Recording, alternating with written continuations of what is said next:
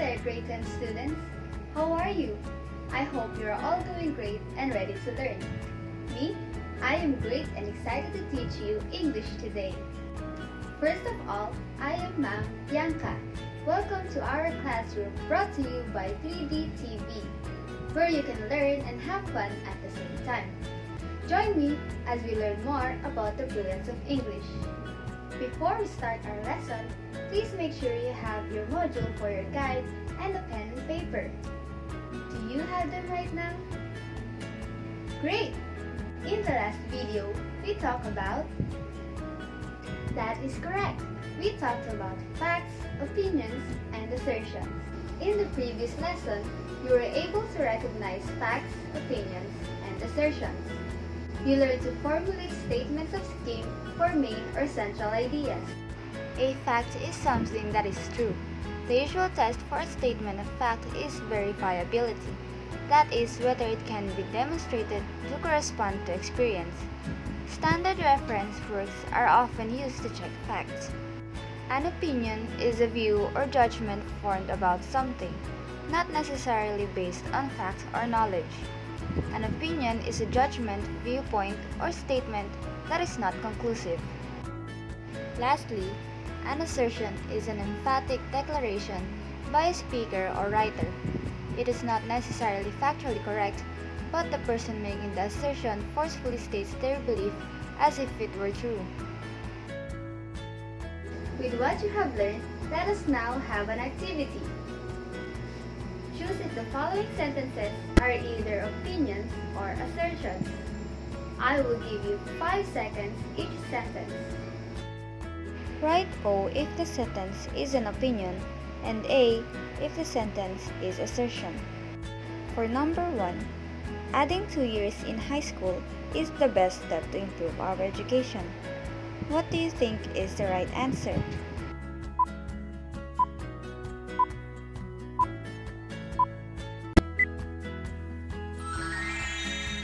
That is correct. The answer is O, opinion.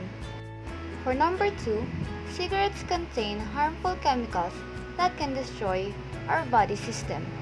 What do you think is the right answer?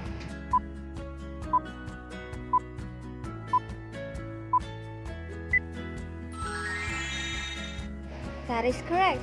The answer for number 2 is A, for assertion. Number 3. The Earth is a sphere, or more precisely, an oblate spheroid. What is the correct answer?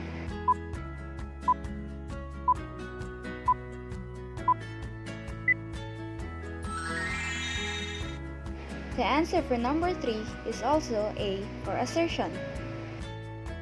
Number 4. All boys are stronger than girls.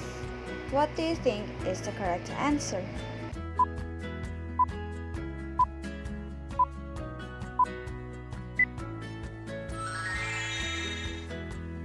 Number 4 is also an assertion.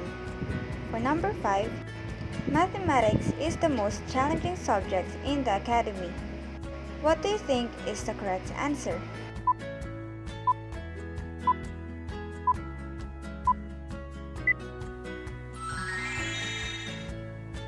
The correct answer for number 5 is O, opinion. Number 6. The Philippines was the richest country in the Southeast Asia during Ferdinand Marcos's first term and ranked second in Asia behind Japan. What do you think is the right answer?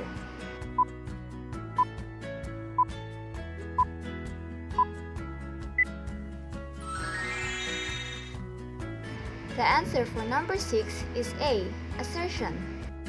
Number 7. Romeo and Juliet, that was written by William Shakespeare, is the most famous love story in the world of literature. What do you think is the correct answer?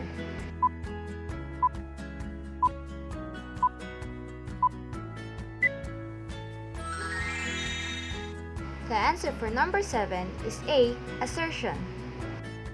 For number 8, many Filipinos are not satisfied with the way the government responds to the pandemic happening today. What do you think is the correct answer?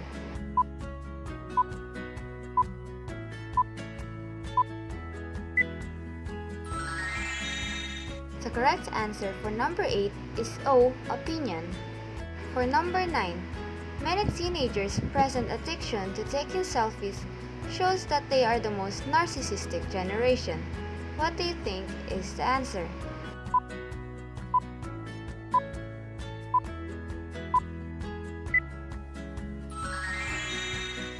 The correct answer for number 9 is A, assertion.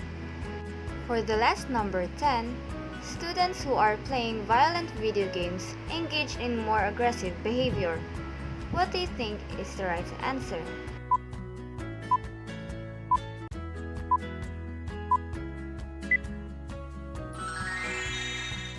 The answer in number 10 is O, opinion. Very good, grades and learners. All your answers are correct. I take that you really understood the differences among facts, opinions, and assertions. Now, before we proceed to our new lesson, I remember I gave you a task, right? That is correct. I gave you an article to read. Did you read them? If not, then I will read it to you so that others can review it as well. The spread of the internet has had a world-changing effect, not least in the world of education. The use of the internet in academic context is on the rise, and its role in learning is hotly debated. For many teachers who did not grow up with this technology, its effects seem alarming and potentially harmful. This concern, while understandable, is misguided. The negatives of internet use are outweighed by its critical benefits for students and educators. As a uniquely comprehensive and accessible information source, a means of exposure to and engagement with different perspectives, and a highly flexible learning environment. A common frustration for teachers is students' use of Wikipedia as a source in their writing. Its prevalence among students is not exaggerated. A survey found that the vast majority of the students surveyed used Wikipedia. Head and Eisenberg 2010. An article in The Guardian stresses a common objection to its use. A reliance on Wikipedia can discourage students from engaging with genuine academic writing, by Coomer 2013. Teachers are clearly not mistaken in viewing Wikipedia usage is ubiquitous among their students. But the claim that it discourages engagement with academic sources requires further investigation. The point is treated as self-evident by many teachers, but Wikipedia itself explicitly encourages students to look into other sources. Its articles often provide references to academic publications and include warning notes where citations are missing. The site's own guidelines for research make clear that it should be used as a starting point, emphasizing that users should always read the references and check whether they really do support what the article says. By Wikipedia, Researching with Wikipedia 2020. Indeed, for many students, Wikipedia is their first encounter with the concept of citation and referencing. The use of Wikipedia, therefore, has a positive side that merits deeper consideration than it often receives. The internet has had a major positive impact on the world of education. Occasional pitfalls aside, its value is evident in numerous applications.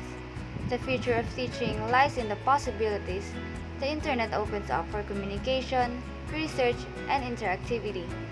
As the popularity of distance learning shows, students value the flexibility and accessibility offered by digital education, and educators should fully embrace these advantages.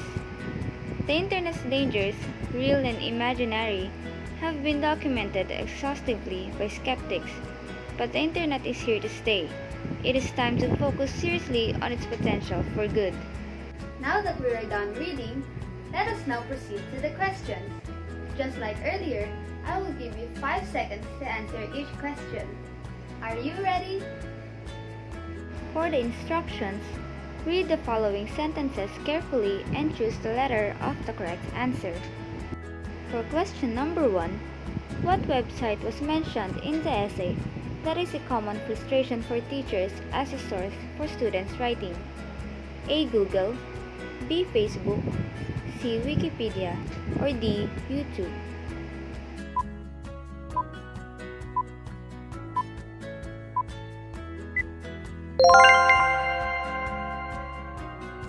The correct answer for question number 1 is letter C.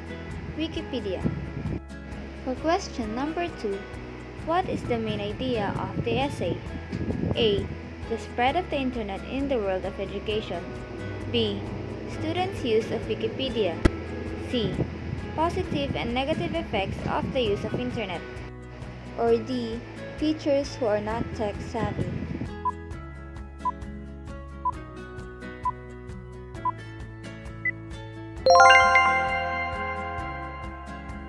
The correct answer for number 2 is A. The spread of the internet in the world of education. For question number 3, who is the target audience of this passage? A. Teachers, B. Students, C. Internet users, or D. All of the above.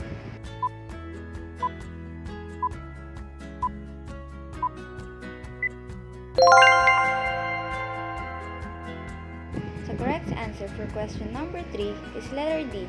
All of the above. For question number 4, which among the sentences does support the positive effects of using Wikipedia? A. Wikipedia itself explicitly encourages students to look into other sources, teachers as a source for students' writing. Letter B. Indeed, for many students, Wikipedia is their first encounter with the concepts of citation and referencing. Letter C. A common frustration for teachers is students' use of Wikipedia as a source in their writing. Or letter D. Its articles often provide references to academic publications and include warning notes where citations are missing.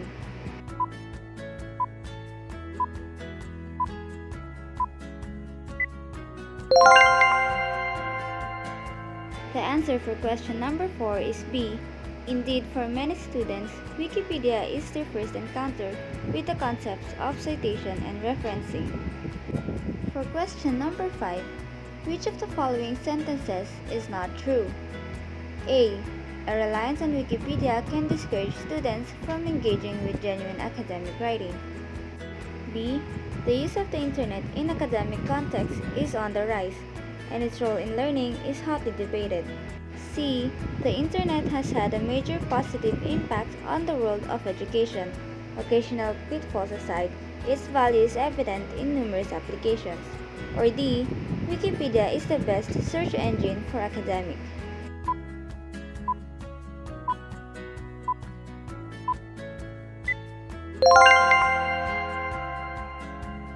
The correct answer for question 5 is letter D. Wikipedia is the best search engine for academic. For question number 6, in the sentence, teachers are clearly not mistaken in viewing Wikipedia usage as ubiquitous among their students. What does ubiquitous mean? A. Predominant, B. Hindrance, C. Challenge, or D. Aid.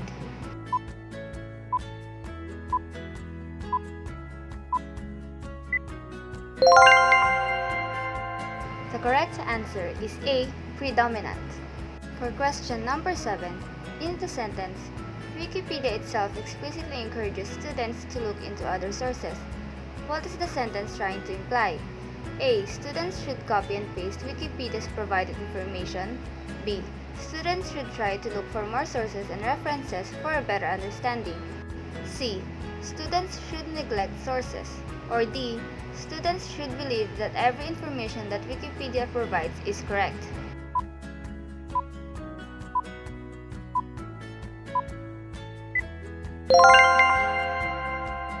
The correct answer is B. Students should try to look for more sources and references for a better understanding. For question number 8, as the nation becomes more technology-driven, do you think that the online learning mode will still keep going for the next years to come? A. Yes, because online learning is fun and interactive. B. Yes, because the new mode of learning can be an alternative way for us to learn and at the same time make ourselves healthy and safe as we go along and fight for this pandemic. C. No, because the face-to-face mode of learning will resume next year. Or D. No, because online learning is expensive.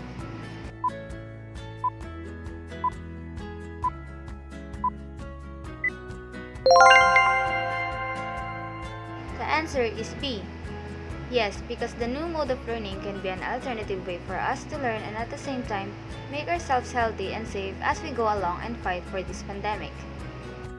For question number 9, as the popularity of distance learning shows, what students value offered by digital education? A. Fun and interaction. B. Flexibility and accessibility. C. Openness and adaptability.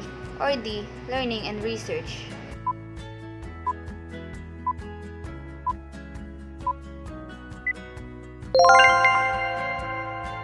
The correct answer is B. Flexibility and accessibility. For the last question, number 10, what do you think is the positive side of Wikipedia? A. Difficult access of information. B. A better way of copying and pasting significant answers. C. Sources and references at the bottom that students can check on and verify. Or D. New information.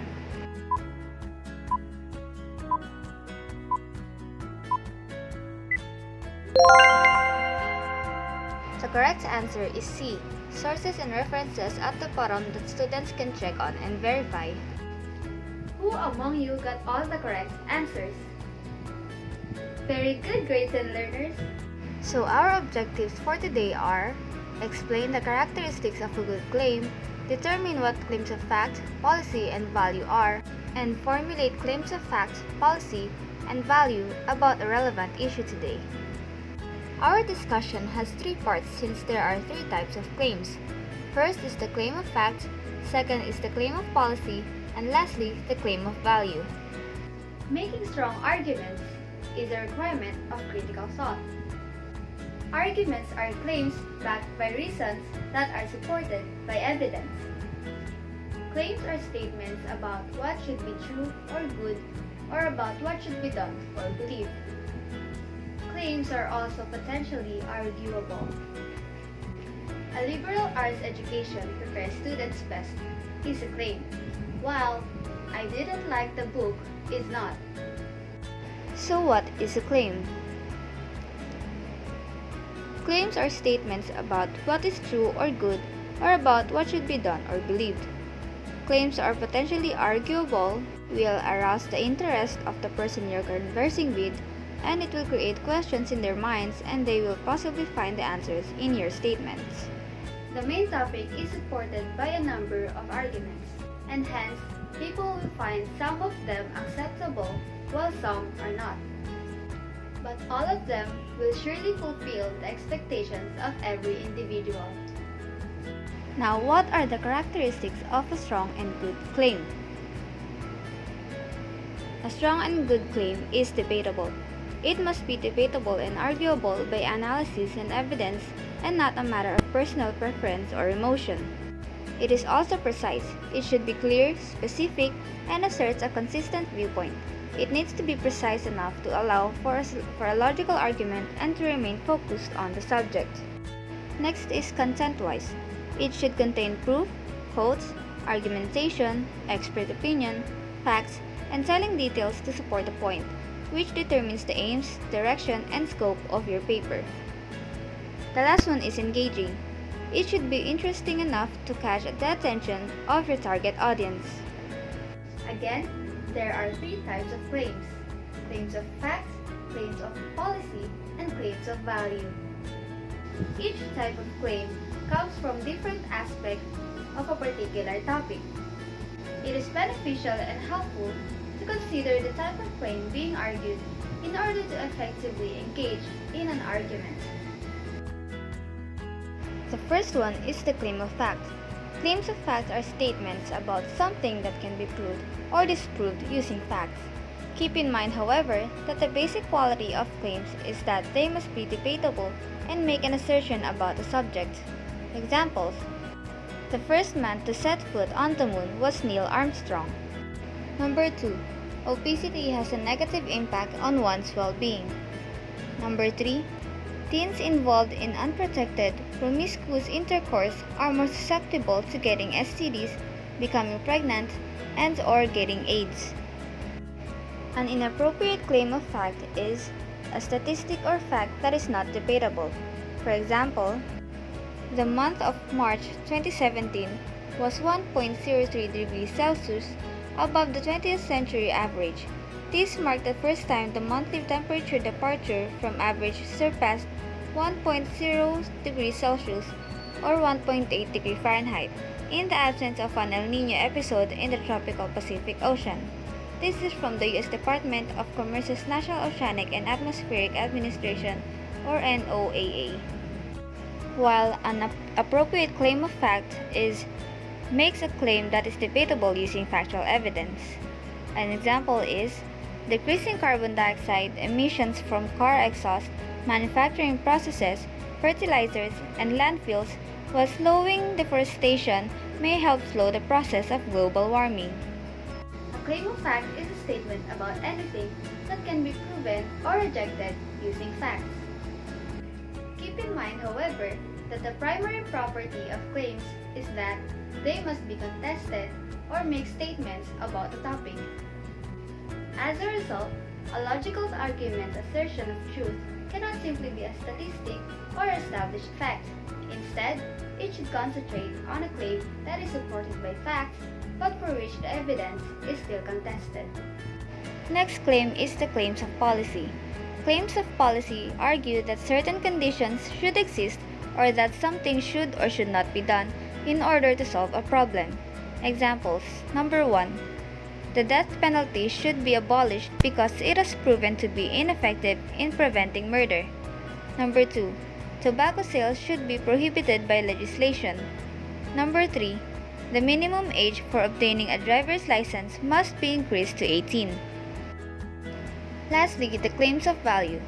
Claims of value assert that something is good or bad, or that one object is better than another. Examples: Number 1.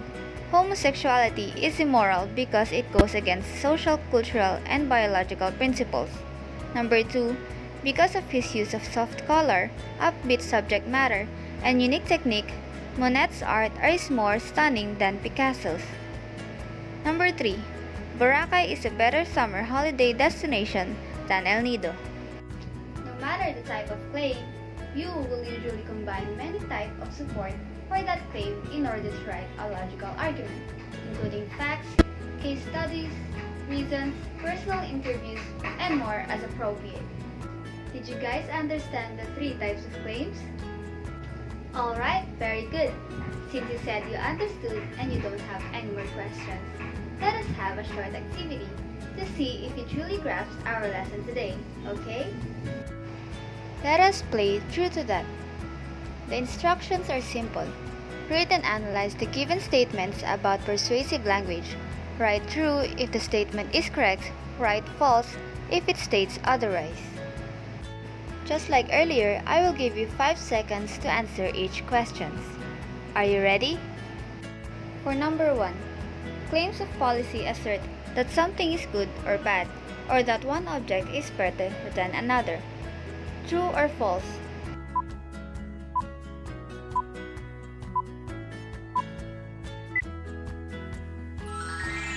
The correct answer is false. Number 2. A claim should be interesting enough to catch the attention of your target audience.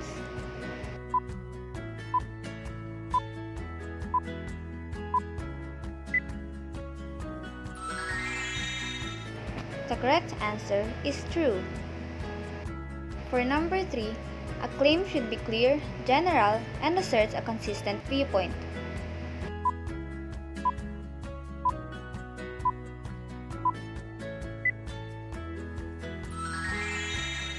The correct answer is false. Number 4. Claims of fact argue that certain conditions should exist or that something should or should not be done in order to solve a problem.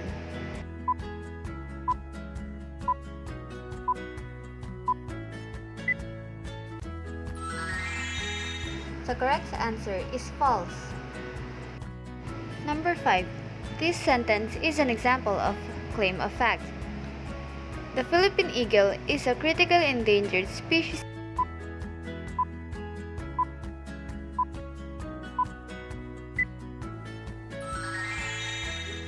The answer is true. For number 6, if used effectively, a claim will arouse the interest of the person you're conversing with.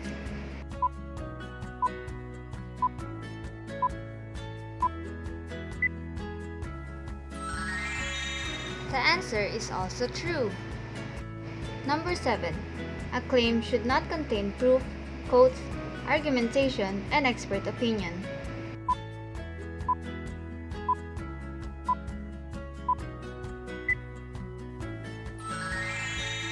The correct answer is false.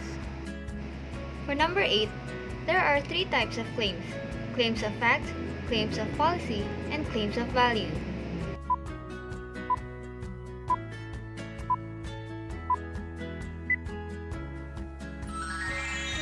The correct answer is true. Number 9. The sentence, "Public schools are better than private schools," is an example of claim of policy.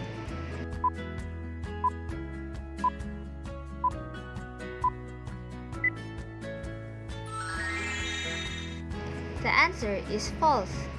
For the last number 10, claims of value are statements about something that can be proved or disproved using facts.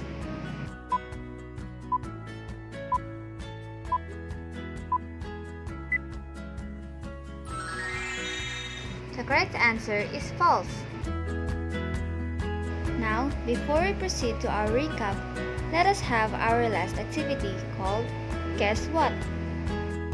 Examine the following statements and tell whether the aims are claims of fact, policy, or value.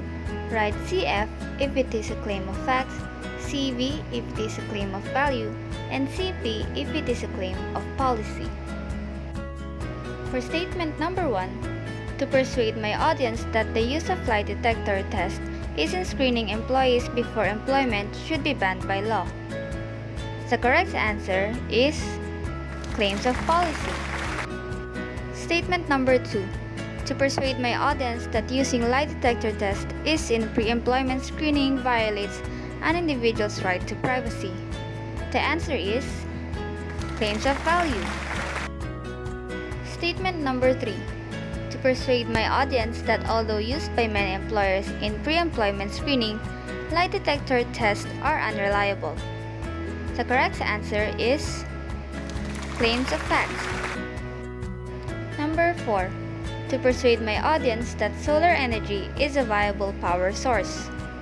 The correct answer is claims of facts as well.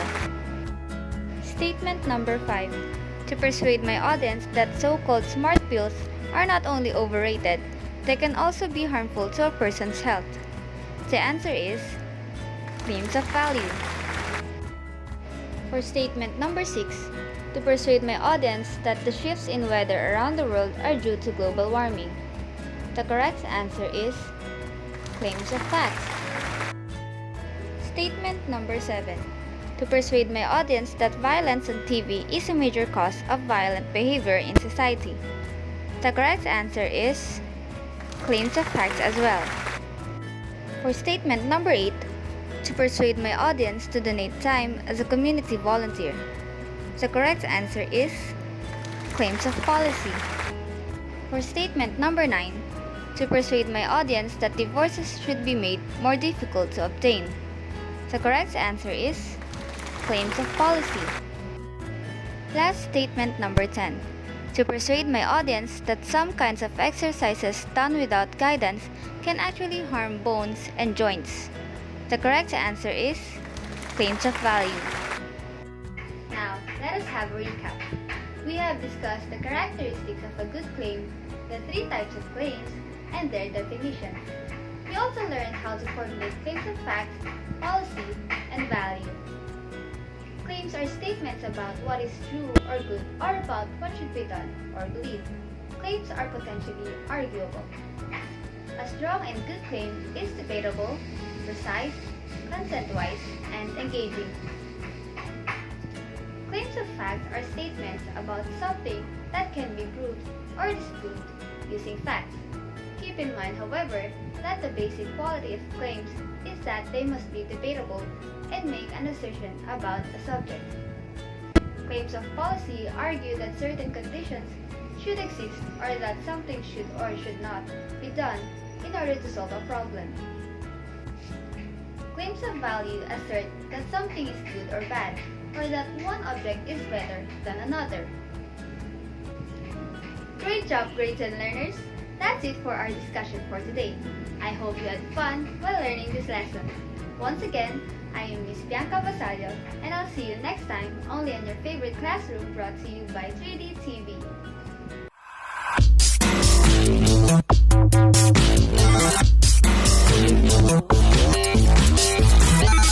See you on our next lesson.